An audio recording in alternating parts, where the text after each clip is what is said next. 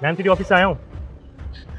साहब साहब माफ कर दीजिए साहब, गलती हो गई साहब, हम नहीं लगाएंगे वहाँ पे ठेला, अपना ठेला हटा लेंगे साहब, माफ कर दीजिए साहब। साहब अगर मम्मी ठेला नहीं लगाएंगी तो हम पढ़ भी नहीं पाएंगे और हमें पढ़ना है। प्लीज आप हमें ठेला वापस कर दीजिए ना, मम्मी वहाँ ठेला नहीं लगाएंगी। अरे बड़े अजीब लोग हैं यार, उठो फटाफट।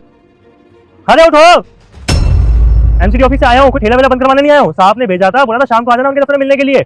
हमको बुलाया है पर साहब हम तो उनसे माफी मांग लिए थे, हमें क्यों बुलाया है फिर? अरे मेरी माता, मुझे माफ कर दो, आप दफ्तर में जाना है। पता नहीं काम के चक्कर में किन किन लोगों से मिलना पड़ जा रहा है। दफ्तर में आ जाना। मम्मा ये कहाँ जाने के लिए बोल रहे थे? पता नहीं बेटा, अब वो तो जाके ही पता चलेगा। आ चल।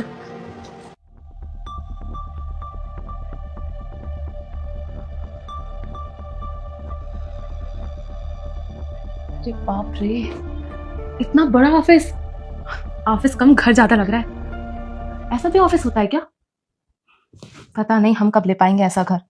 ये अमीर लोगों का सही है, बिना कोई टेंशन के एकदम आराम से। जब आपका मन करे, और वैसे भी ये घर आपका ही तो है। राजा तू यहाँ, बहुत बड़ा आदमी बन गया तू। और तू यहाँ क्या कर रहा है? एमसीडी ऑफिस में कुछ काम है क्या? मिलने आया है किसी से? अब मेरी छोड़ो, आप यहाँ क्या कर रहे हो ये बताओ। क्या बताएं, जब से तुम्हारे भैया छोड़ के गए हैं ना, हमारा तो जीना मुश्किल हो गया है। एक ठेला लगाए थे हम, दो चार लोग आए और ठेला उठा के ले गए, और फिर एमसीडी ऑफिस में बुलाया है। तुम जानते हो क्या किसी को एमसीडी ऑफिस में? हाँ बिल्कुल, मैं क्या, आप भी जानती है, सोफिया भी जानती है। हम कैसे जानते हैं? हम तो नहीं जानते यहाँ किसी को। भाभी वो और कोई नहीं, मैं हूँ यहाँ का नया एमसीडी ऑफिसर, और मैंने आप दोनों को यहाँ पे बुलाया। कि तू क्या बोल रहा है राजा? तू यहाँ का एमसीडी ऑफिसर है? तू तो कितना बड़ा आदमी बन गया और हमको बताया भी नहीं। जान के बहुत खुशी हो रहा है राजा, बहुत खुशी हो रहा है। भाभी आपको बुलाने का सबसे बड़ा रीजन था आपके करे हुए एहसान। आपने मेरे बुरे वक्त में बहुत साथ दिया था, जब भैया नहीं भी थे तब भी।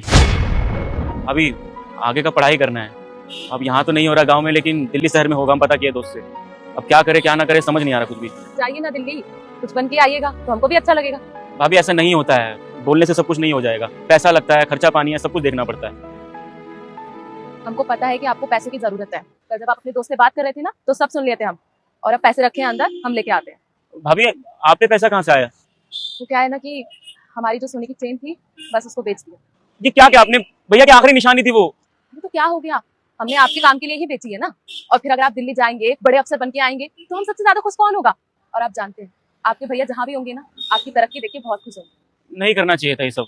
आप रुकिए, ज्यादा सोचिए मत, हम पैसे लेकर आए। क्या लगा मैं भूल जाऊंगा सब कुछ? आपने मेरे लिए क्या कुछ नहीं किया, मुझे सब कुछ याद है। इतना तो कोई भी नहीं करता। आपने पता है मेरी माँ की जिम्मेदारी निभाई है। जब भी मुझे कोई चीज़ की जरूरत होती थी ना, तो आप मेरा फेस पढ़ लेते थे, और वो सब कुछ लाके मेरे सामने रख देते थे, जैसे कोई अपने बच्चे के लिए रख रहा है।